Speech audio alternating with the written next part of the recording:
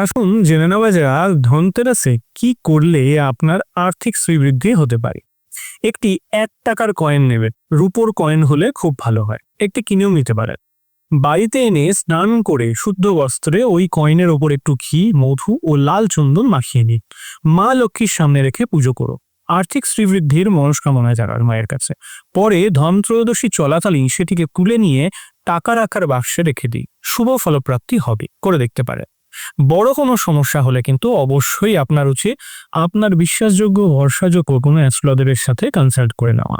কারণ খুব ছোটখাটো সমস্যার ক্ষেত্রেই কিন্তু এই ধরনের টিপস আপনার ক্ষেত্রে খুব ভালোভাবে কাজ করবে। তবে বড় কোনো সমস্যার ক্ষেত্রে অবশ্যই পরামর্শ নেওয়া উচিত কোনো অভিজ্ঞ অ্যাস্ট্রোলজারের।